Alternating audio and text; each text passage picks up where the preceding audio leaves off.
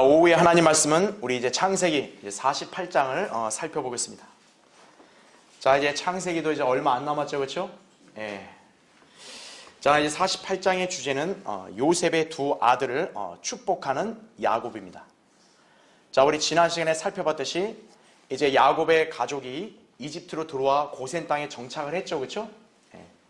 그러고 나서 야곱은 자기가 이제 죽을 걸로 생각했지만 17년을 더 살았고 이제 마침내 이제 그의 연수가 다 돼서 이제 죽음을 앞두고 있는 상황입니다.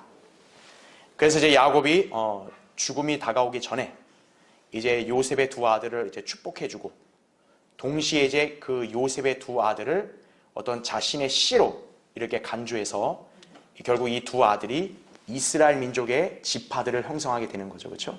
예. 그리고 이제 우리가 다음 시간에 살펴보겠지만 49장에는 이제 야곱이 그 임종하는 가운데서 아들들에게 유언을 남겼는데 그게 마지막 날들에 대한 예언이다. 자, 이 점은 이제 다음 시간에 보기로 하고요. 그래서 오늘 이제 48장에서는 이제 야곱이 요셉의 두 아들을 축복하고 이 두 아들에 관해서 어떤 예언을 했는가 한번 살펴보겠습니다.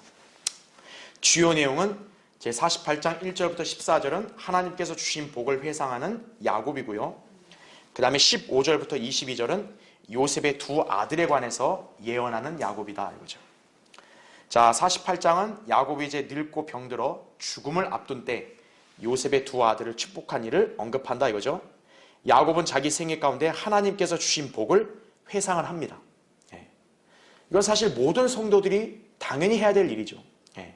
진짜 인생의 끝자락에 왔을 때 자기 인생의 가운데서 하나님께서 나에게 어떤 복을 주셨는가 그거를 늘 생각하면서 기억하고 감사해야죠, 그렇죠?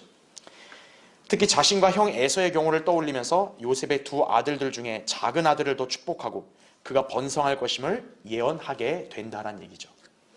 자, 이제 구체적으로 한번 살펴보겠습니다. 먼저 여러분 48장 1절부터 6절을 보겠습니다. 자, 이 일들 후에 누군가가 요셉에게 말하기를 보라, 내 아버지가 아프시다 하니 그가 그의 두 아들 므낫세와 에프라임을 자기와 함께 데리고 가더라 하죠.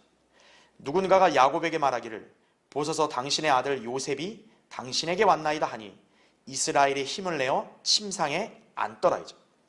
야곱이 요셉에게 말하기를 전능하신 하나님께서 가나안 땅 루스에서 내게 나타나시어 나에게 복 주시며 내게 말씀하시기를 보라, 내가 너를 다산하고 번성케 하며 내가 내게서 많은 백성을 이루어 이 땅을 내 뒤에 올 내 씨에게 주어서 영원한 소유가 되게 하리라 하셨느니라. 이제 내가 이집트로 와서 내게 이르기 전에 이집트 땅에서 내게 태어난 너의 두 아들 에프라임과 므낫세는 내 것이라. 르우벤과 시므온처럼 그들은 내 것이 될 것이라. 그들 후에 내가 낳을 너의 후손은 내 것이 될 것이며 그들의 유업은 그들의 형제의 이름을 따라 부르리라. 이렇게 말씀을 하고 있는 거죠, 그렇죠? 자, 먼저 교환을 보겠습니다. 자, 1번. 이 일들 후에, 그러니까 이 일들 후라는 것은 47장 끝부분을 말해요. 즉, 이스라엘이 이제 침상에서 절해서 했던 일, 그 일 이후에 이제 마침내 야곱이 이제 죽을 병에 걸려 이제 아픈 가운데 있을 때 요셉이 두 아들을 데리고 가는 거죠, 그렇죠? 그래서 누군가가 요셉에게 네 아버지가 아프시다 그러니까 이제 요셉이 두 아들 데리고 갔더니 이스라엘이 침상에 힘을 내서 앉았다 이렇게 나오죠, 그렇죠? 자, 여기서 야곱은 죽음을 앞두고 노약 증세로 아픈 상태란 얘기죠.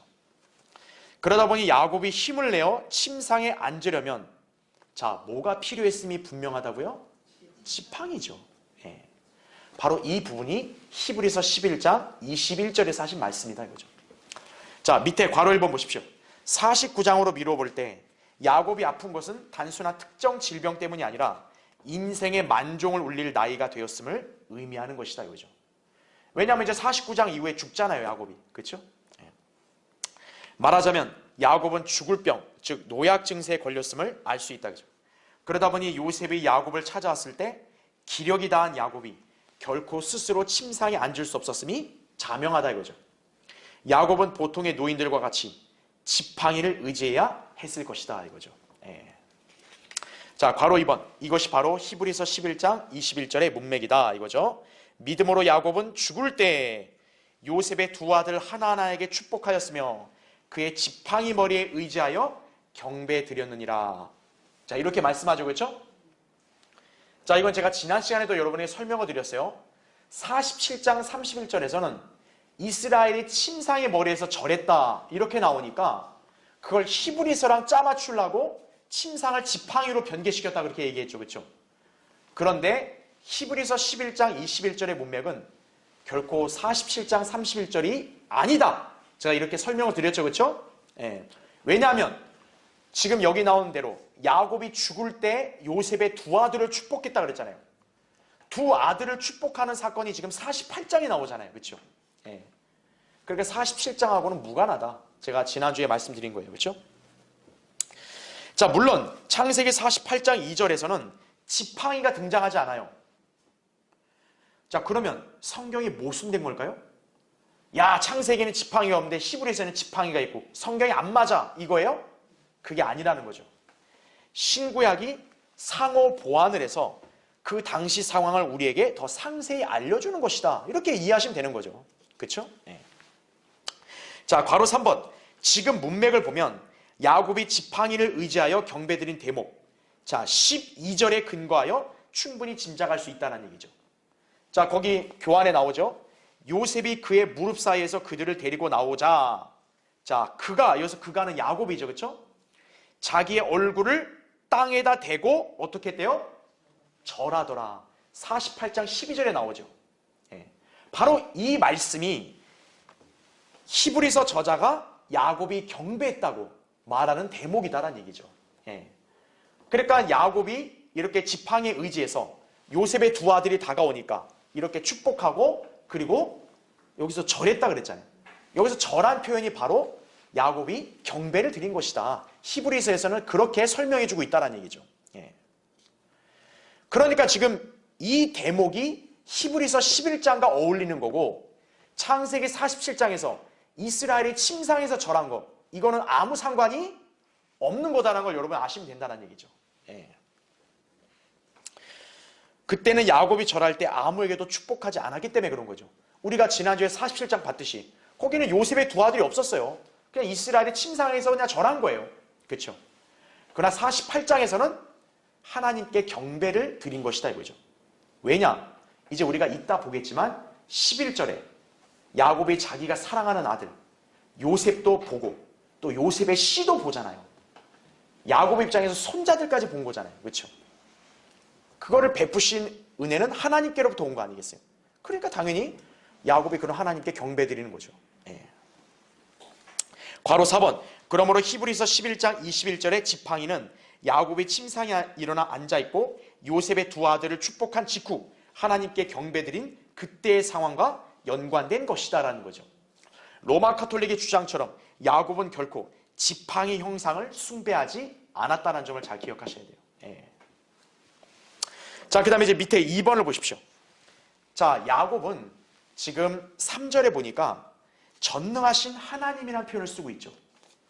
이게 이제 엘샤다이라는 뜻인데요. 자, 이 용어를 사용하면서 하나님의 약속 위에 굳게 서 있죠.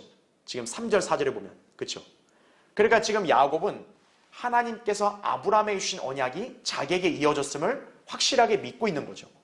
그래서 그 언약에 지금 굳게 서 있어서 이렇게 전능하신 하나님이 이렇게 하셨다라고 지금 고백을 하는 거예요.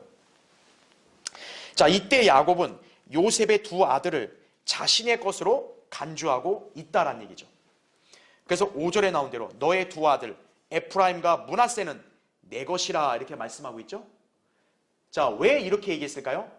야곱이 바로 그에 대한 이유를 언급하죠. 르우벤과 시몬처럼 이 두 아들이 내 것이 됐다 이렇게 말하죠. 바로 요셉의 두 아들은 지금 누구를 대체한 거예요? 르우벤과 시몬입니다. 바로 이들은 야곱의 첫째 아들, 둘째 아들이에요. 예. 자, 그러니까 여러분이 여기서 전능하신 하나님이라는 용어를 야곱이 쓰면서 씨를 언급했단 말이에요. 그러면서 동시에 요셉의 두 아들을 바로 자기의 씨로 지금 간주하고 있는 거. 이러한 연관성은 예사롭지 않다라는 거예요. 자, 왜 그런지 보겠습니다. 괄호 1번. 여기서 야곱이 사용한 전능한이란 용어.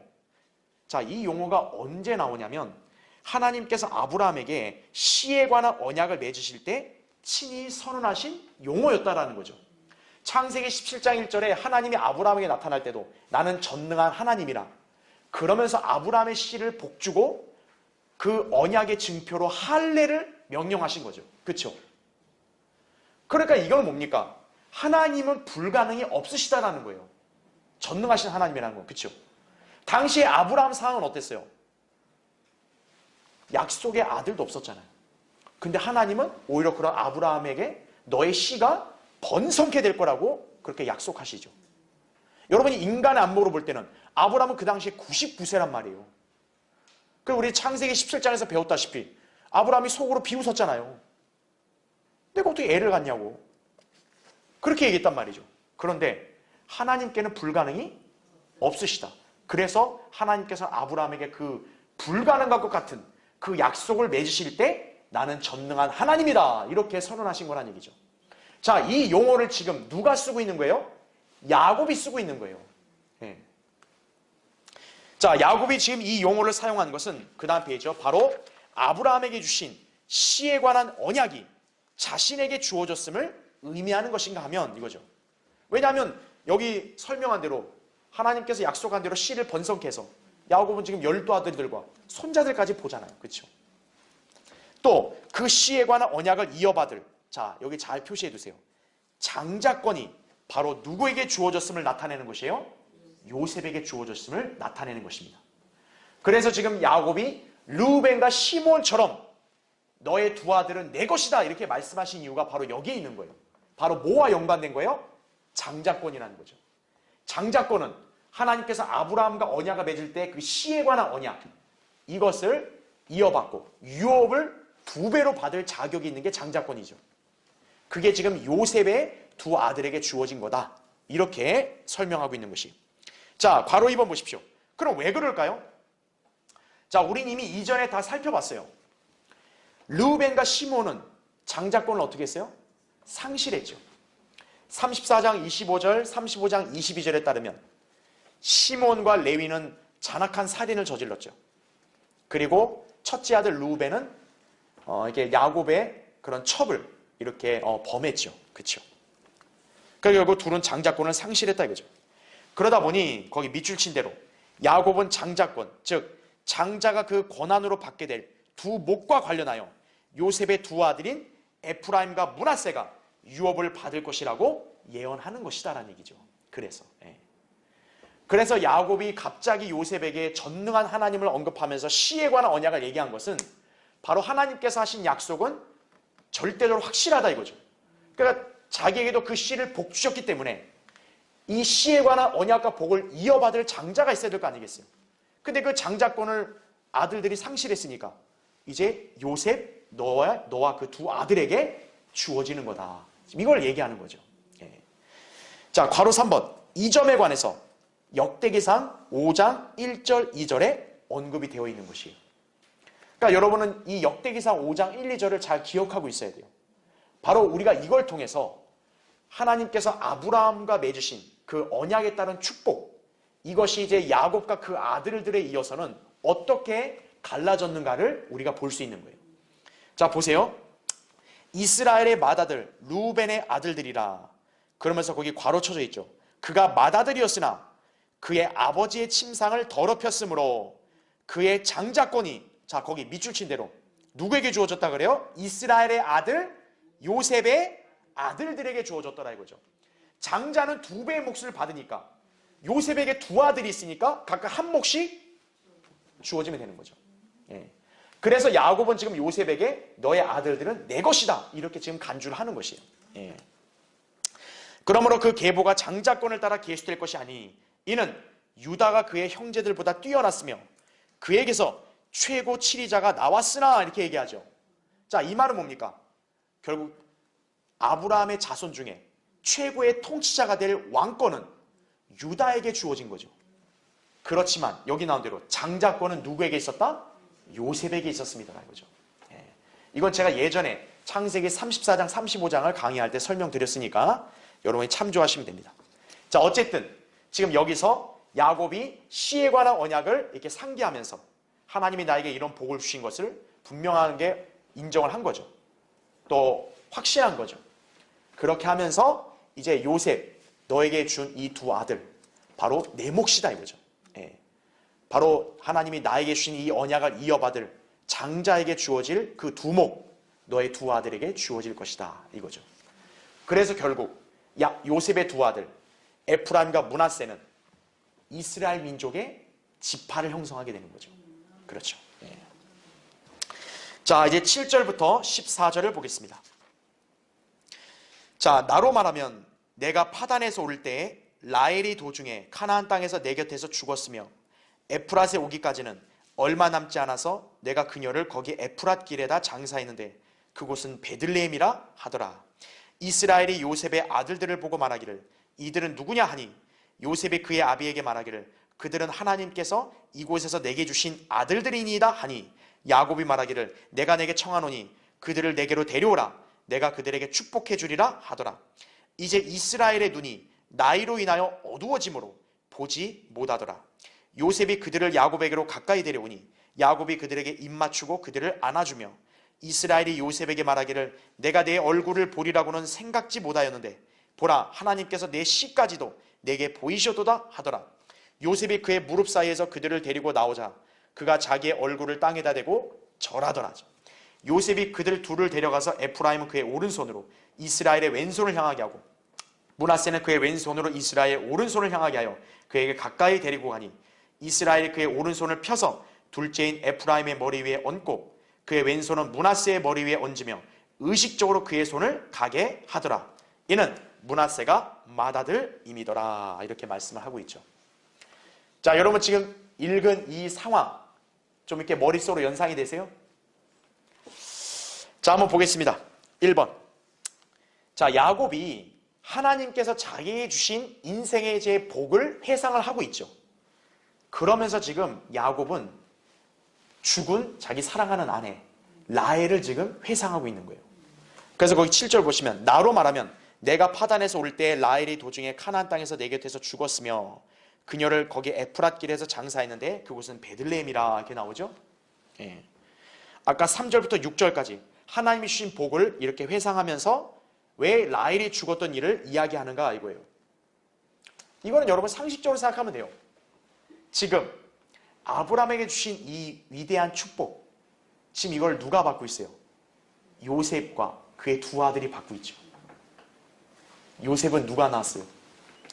야곱이 자기가 사랑하는 아내가 낳았죠. 자, 우리가 오늘날 인간사에서 이런 광경을 어떻게 얘기해요? 야, 네 엄마가 살아있었어. 이 광경을 보고 있다면 얼마나 기쁘겠냐. 약간 그런 심정인 거죠. 예. 그러니까 야곱도 지금 요셉과 그의 두 아들이 이렇게 축복을 받고 또 이렇게 잘 되어 있는 모습을 보니 자기가 사랑했던 아내가 떠오르지 않겠어요. 내 아내 라헬이 지금 이 자리에 있었다면, 그죠? 그리고 요셉을 향해서는 네 어머니가 지금 이 모습을 옆에서 같이 보고 있었다면 약간 그런 그림이 없었겠냐고요. 네. 그러니까 지금 야곱은 갑자기 이렇게 죽은 라헬의 그 광경을 회상하는 것을 다시 한번 지금 얘기하고 있는 거죠. 그렇죠? 예. 자, 2번 보십시오. 야곱은 요셉의 두 아들을 축복할 테니 그들을 데려오라고 9절에 그렇게 얘기하죠. 이때 요셉의 두 아들은 대략 아마 24살에서 27살쯤 되었을 것으로 여겨진다 그래요. 그죠? 자, 야곱은 눈이 어두워서 그들을 지금 보지 못하는 가운데 그들이 가까이 오자 입을 맞추고 안아주었습니다. 자, 여러분 여기 표현을 잘 유념해 보세요. 지금 야곱이 늙어서 눈이 침침하죠. 사실 자기 아들과 손자를 지금 제대로 봐요, 못 봐요? 못 보는 가운데 입 맞춰주고 축복해 주죠.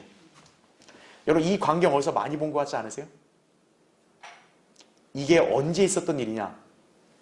바로 창세기 27장에서 이삭도 눈이 침침할 때 그때 야곱이 자기 형 에서로 분장을 해가지고 가서 축복을 다 받아냈죠. 그렇죠? 그때 어떻게 했어요? 이삭도 눈이 침침하니까 보지 못하는 가운데 그냥 애선 줄 알고 내 아들아 와서 입 맞추라. 그리고 축복해줬죠. 지금 야곱도 어때요? 자기 아버지 이삭과 약간 지금 유사한 지금 상황에 놓인 거죠. 지금 늙었고 눈이 안 보이고. 그리고 입 맞추고 축복해주는 거.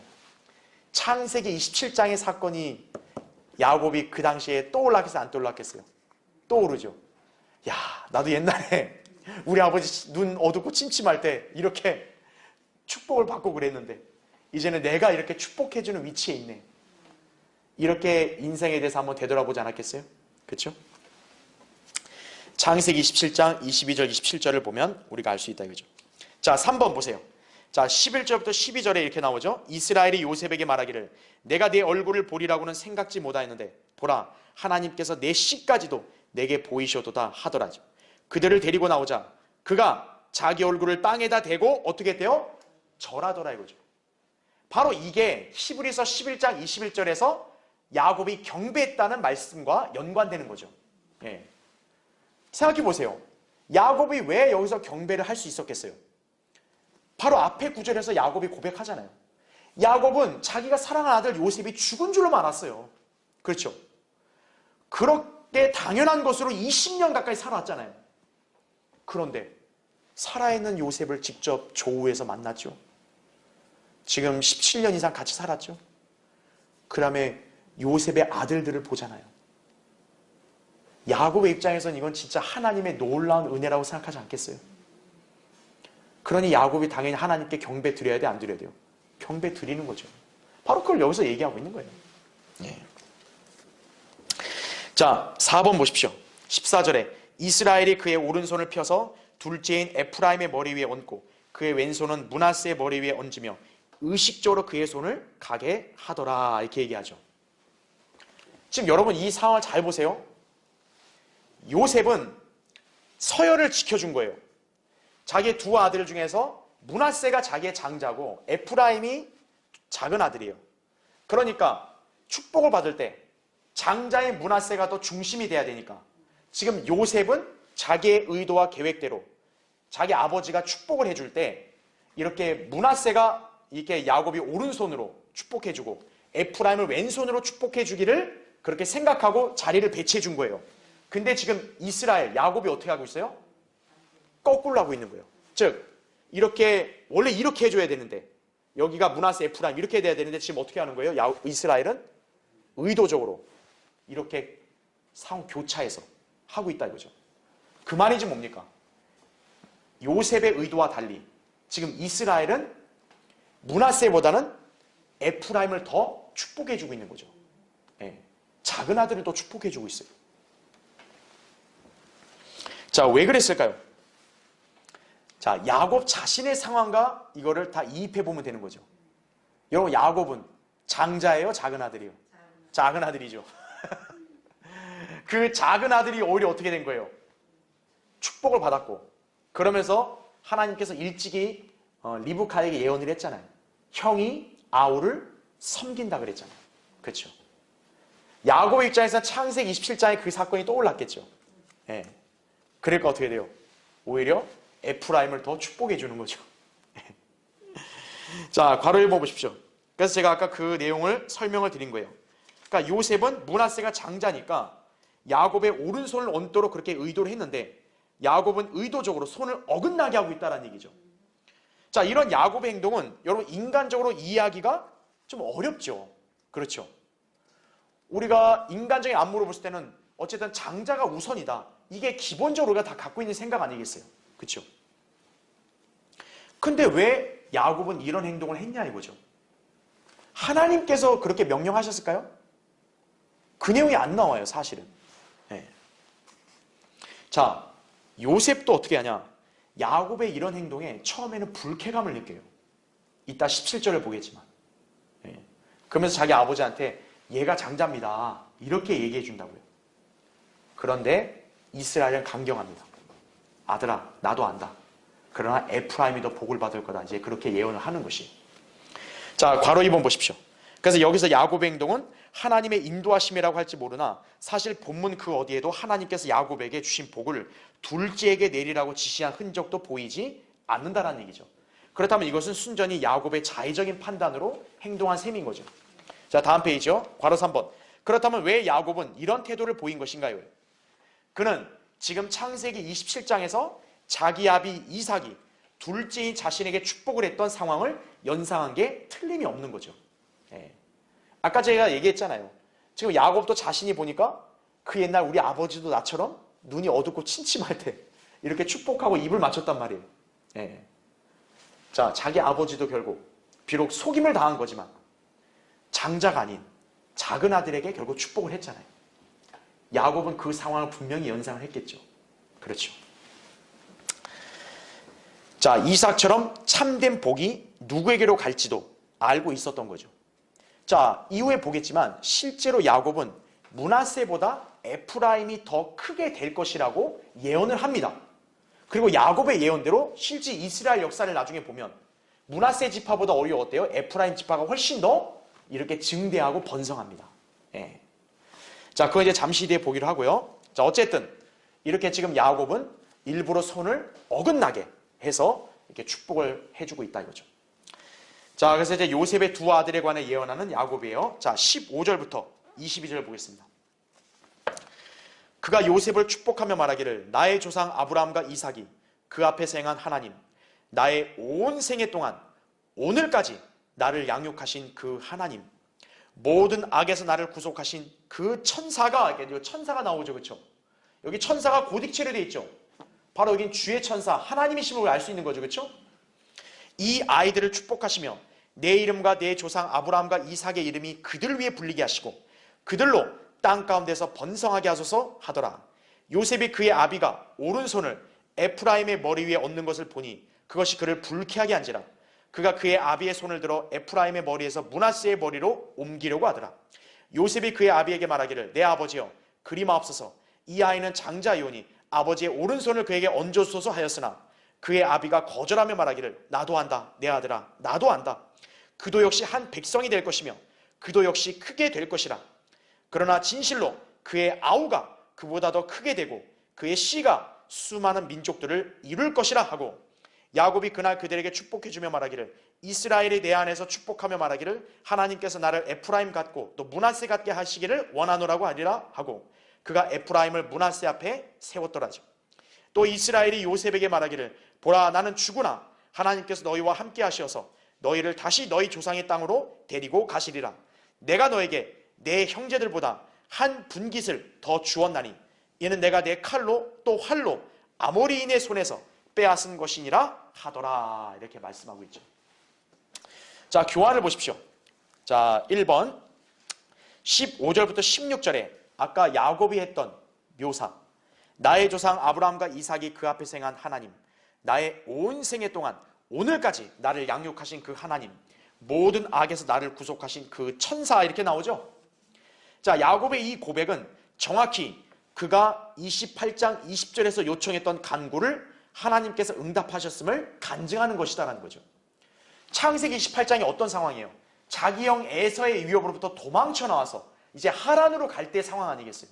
그렇죠? 야곱의 입장에서 본다면 그 당시에는 굉장히 착잡할 거 아니겠어요? 그러나 하나님께서는 야곱에게 분명하게 약속을 하죠. 네. 아브라함과 이삭에게 주는 복이 너에게 갔으니 내가 너를 지켜주고 또 내 씨를 번성케 해준다 그랬죠. 네. 그랬더니 야곱이 어떻게 한 거예요? 하나님 앞에서 서원을 하잖아요. 하나님께서 정말로 나를 그렇게 해주신다면 자, 여기 가서 11조 하겠습니다. 그랬잖아요. 그렇죠? 그런데 하나님은 실제로 신실하게 약속을 지켰죠. 바로 야곱은 그 점을 여기서 간증하고 있는 거예요. 네. 하나님은 나를 오늘까지도 정말로 양육하셨다 이거죠. 네. 자, 여기서 그 천사란 말이 나오죠. 자, 이 천사는 야곱과 싸운 바로 그 천사를 가리키는 거죠. 창세기 32장에. 네. 자, 2번 보십시오. 자, 19절에 야곱이 이렇게 얘기합니다. 나도 안다 내 아들아 나도 안다. 그도 역시 한 백성이 될 것이며 그도 역시 크게 될 것이다. 그러나 진실로 그의 아우가 그보다 더 크게 되고 그의 씨가 수많은 민족들을 이룰 것이라. 이렇게 예언을 하고 있는 거죠. 자, 이스라엘은 어긋난 자기 손을 바로잡으려는 요셉을 거절한 이유에 대해서 이렇게 예언을 하고 있는 거예요. 바로 이 예언 때문에 내가 손을 어긋나게 하는 거다 이거죠. 예. 에프라임이 더 크게 증대하고 번성할 거다 이거죠. 자, 괄호 1번 보십시오. 민수기 26장 34절부터 37절을 보면 자, 므낫세가 에프라임보다 숫자가 더 많습니다. 자, 이것만 보면 야곱이 예언한 게 좀 안 맞는 것 같은데? 그렇게 생각이 들잖아요. 그런데 거기 밑줄을 쳐놨죠. 여호수아와 함께 가나안 땅을 정복한 이후에는 자, 에프라임이 단연코 으뜸 지파가 되었다는 얘기죠. 예. 그러니까 전세가 완전히 역전되는 거예요. 자, 거기 밑줄 친 거 볼까요? 자, 므낫세 지파를 예를 든다면 여러분 므낫세 지파는 어떻게 됐어요? 나중에 이제 모세를 통해서 이제 광야에서 이제 약속의 땅 들어갈 때, 그렇죠? 므낫세 지파는 반으로 쪼개져 가지고 므낫세 반 지파는 우리는 요단 동편을 건너서 살지 않고 여기 동편에서 살겠다라고 얘기하죠. 예. 그러니까 므낫세 지파는 어떻게 보면 반으로 쪼개진 거 아니겠어요? 그렇죠? 그래서 가나안 땅 바깥쪽에 거주하게 된 거죠. 민수기 32장에 나온 대로. 그 다음에 이스라엘 백성에게 중요한 게 뭡니까? 성막이죠. 성막은 바로 하나님께서 그들과 만나는 장소고 그들이 하나님께 제사와 경배를 드리는 장소 아니겠어요? 자, 그 성막이 어디에 세워집니까? 에프라임 땅에 있는 산지 실로에 세워진다는 얘기죠. 그러니까 이스라엘의 12지파 중에서 하나님이 임재하시는 장소 성막이 어느 지파 유업의 땅에 세워지는 거예요? 에프라임 지파에 세워지는 거예요. 굉장히 복을 받은 거죠. 그렇죠? 예. 특히나 여기에 바로 오랫동안 뭐가 놓여 있었다는 거예요? 언약궤가 놓여 있었다는 거죠. 예. 왜냐하면 성막이 거기에 자리 잡으면 언약궤가 있는 거 아니겠어요? 성막과 언약궤를 모신 그 땅을 가진 지파가 어느 지파예요? 에프라임 지파인 거예요. 그러니까 복을 받았다는 야곱의 예언이 맞는 거죠. 자, 괄호 2번. 특히 자, 이 에프라임 지파 출신의 유명한 인물이 나옵니다. 바로 우리가 잘 아는 여호수아예요. 네, 여호수아가 에프라임 지파 출신이에요. 민수기 13장 8절에 나오죠. 그로 인해서 에프라임은 가장 뛰어난 지파가 되었다는 거죠. 왜요? 그들을 이끌고 가나안 땅에 안식으로 인도한 군대 대장, 그가 바로 어느 지파 출신이에요? 에프라임 지파 출신이라는 얘기죠. 네. 그러니까 에프라임 지파가 어떻게 보면 그 영예가 가장 높은 거죠. 그렇죠. 예. 그래서 구약에서는 북왕국 이스라엘을 대표하는 이름으로 주로 무슨 용어가 사용돼요? 에프라임이 사용이 됩니다. 우리가 호세아서를 보면은 호세아가 바로 북왕국 이스라엘에 대한 책망을 이렇게 말씀하고 또 그에 관한 예언을 한 선지자 아니겠어요? 그 호세아가 이스라엘을 지칭할 때 뭐라고 부르냐면 에프라임아 이렇게 불러요. 에프라임아. 바로 에프라임 지파가 뭡니까? 북왕국 이스라엘을 대표하는 그런 이름이 되었다는 얘기죠. 그러니까 에프라임의 영예가 굉장히 높은 거죠. 그렇죠? 네. 자, 괄호 3번 보세요. 한편 에프라임 산지에 관하여 요한복음 4장에서는 예수 그리스도와 사마리아 여인 간의 대화 내용이 되기도 했다는 얘기죠. 그러니까 이제 사마리아 여인이 막 들떠가지고 막 예수님 앞에서 좀 종교적인 거 그거 좀 자랑하려고, 아, 우리 조상은 이 산에서 경배를 드렸는데 당신들은 경배 드려야 할 곳이 예루살렘에 있다고 말하나이다. 요한복음 4장 20절에 이렇게 말하죠. 그렇죠? 바로 여기서 우리 조상이 이 산에서 경배를 드렸다. 이게 바로 실로거든요. 에프라임 산지를 가리키는 거거든요. 예. 그러니까 우리가 북왕국과 남왕국이 갈라졌을 때 여로보암이 어떻게 했어요? 백성들이 예루살렘 가서 경배 드리는 거를 굉장히 우려했잖아요. 왜냐하면 자기네 백성이 다 남왕국으로 다시 갈까 봐. 그래서 어떻게 합니까? 금송아지 숭배를 만들었단 말이에요. 그렇죠? 못 가게. 예. 사마리아라고요. 그렇죠? 예. 그러니까 바로 그 여인은 경배 드린 장소가 우리 이 산이었다 이렇게 자랑하는 거거든요. 예. 그러니까 그건 쓸데없는 거죠. 그렇죠? 예. 자, 어쨌든 에프라임 산지는 이스라엘 지파 내에서, 그렇죠? 그만큼 이렇게 유명하고 또 이렇게 굉장히 영예가 높았다. 결국 야곱이 했던 예언은 맞아떨어지게 되는 거죠. 그렇죠? 예. 그 다음에 이제 3번을 보십시오. 21절에 이렇게 말합니다. 또 이스라엘이 요셉에게 말하기를, 보라, 나는 주구나. 하나님께서 너희와 함께 하시어서 너희를 다시 너희 조상의 땅으로 데리고 가시리라. 이렇게 얘기하고 있죠. 자, 하나님께서 야곱에게 46장에서 어떻게 안심을 시키고 약속했어요? 이집트로 네가 가도 내가 너와 함께하고 너를 다시 데리고 온다고 얘기했죠. 자, 야곱은 그것이 자기 개인에 대해서 하나님이 약속하신 것이라는 걸 알고 믿었단 말이에요. 그렇죠? 그러니까 실제로 야곱은 어때요? 창세기 50장에 죽은 시신이 가나안 땅으로 옮겨져 장사가 되잖아요. 그렇죠? 그래 지금 여기서 야곱은 요셉에게 너희 자손, 이제는 요셉 개인만 얘기하는 게 아니라 너희 자손도 하나님이 이 이집트 땅에서 다시 데리고 나올 거다 이거죠. 이거는 야곱처럼 잠시 뒤에 이루어지는 예언이 아니죠. 바로 앞으로 몇백 년 뒤에 이제 출애굽 사건, 바로 이것을 이렇게 미리 예언을 하고 있는 거죠. 예. 그러니까 출애굽 때 결국 이것이 성취가 되는 거죠. 그렇죠? 그러니까 이스라엘 민족을 출애굽시켜 그들 조상의 땅으로 데리고 가실 것을 야곱은 미리 예언을 했다라는 거죠. 예. 자, 4번. 자, 야곱이 요셉에게는 또 이것을 약속합니다. 22절에 내가 너에게 내 형제들보다 한 분깃을 더 주었나니 이는 내가 내 칼로 또 활로 아모리인의 손에서 빼앗은 것이니라 이렇게 말하고 있죠. 자, 야곱은 요셉에게 자기 무기로 아모리인들에게서 빼앗은 한 분깃을 준다 그랬죠. 여러분 여기 분깃이 뭘까요?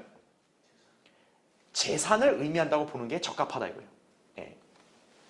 단순한 땅이라고 보기엔 좀 어려워요. 예. 왜죠? 하나님께서 이스라엘에게 주신 땅은 가나안 땅으로 정해져 있단 말이에요. 그렇죠? 무슨 별도의 땅을 또 칼로 뺏어가지고 그 땅을 또 차지하고 살고 이게 아니잖아요. 그렇죠? 그러니까 여기서는 땅보다는 분깃이라 했을 때는 어떤 하나의 재산을 의미한다고 보는 게 좀 적합하다는 거죠. 자, 괄호 1번 보십시오. 여기서 분깃, portion이라고 했을 때는 성경에서 17번이나 뭐로 번역됐다고 제가 거기다 표현해 놨어요? 어깨라고 표현합니다. 어깨. 그러니까 분깃이라는 단어가 어깨로 번역될 때가 많아요. 왜일까요? 어깨로 메고 갈 수 있는 전리품을 지칭하기 때문에 그렇다고 볼 수 있는 거죠. 우리가 보통 이렇게 전쟁에서 싸워 승리하면 그들의 어떤 그런 모든 재산, 전리품을 약탈해서 이렇게 메고 가잖아요. 그렇죠? 그러니까 전리품 마치 어깨에 메고 가잖아요. 그것을 연상하게 하는 단어다 이거죠. 이 분깃이라는 단어가. 그렇게 볼 때 여기서 분깃은 어떤 땅이나 토지 이런 게 아니라 재산일 확률이 높다는 얘기죠. 지금 야곱은 요셉에게 별도로 다음 페이지요. 땅의 유업과 관련하여 한 분깃을 더 준다고 말한 게 아니다라는 거죠. 왜요? 아직 여기서는 땅의 유업에 관해 그 어떤 예언이나 언급도 나오지 않기 때문이다라는 얘기죠. 예. 요셉만 땅을 주면 안 되죠. 야곱의 12아들들과 그 지파들이 다 유업의 땅을 고루 분배를 받아야죠. 근데 지금 아직 그런 언급이 없단 말이에요. 그런 상황에서 지금 요셉에게 너 별도로 땅을 주겠다고 이렇게 말하는 건 좀 뭔가 이렇게 적합하지 않죠. 어색하죠. 자, 괄호 2번. 또한 야곱은 활과 칼로 그 누구에게서 땅을 빼앗은 적이 없어요. 우리가 창세기의 기록을 통해 야곱의 생애를 우리가 살펴봤지만 야곱이 뭔가 땅을 뺏으려고 전쟁을 일으킨 것, 이것은 우리가 본 적이 없다고요. 그런가 하면 창세기 그 어느 구절에서도 야곱이 아모리인들을 쳐서 그들의 땅을 빼앗았다는 기록도 없다고요.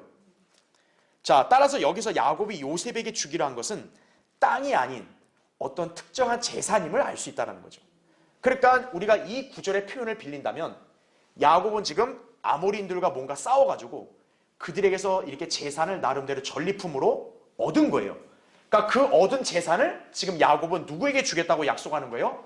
요셉에게 주겠다고 약속을 하는 거죠. 네. 자, 실제로 성경에서 재산의 몫이라는 표현, portion of goods. 자, 이 단어가 어디에 나오냐? 누가복음 15장 12절에 나와요. 아까 여기서 지금 한 분깃이 영어로 portion 아니겠어요? 그 단어가 누가복음 15장에 보면 탕자 있죠.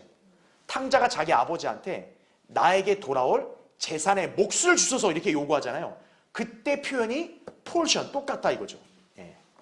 그러니까 그렇게 봤을 때 야곱이 요셉에게 약속한 분깃도 재산과 연관이 있다. 이렇게 보는 게 적합하다는 얘기죠.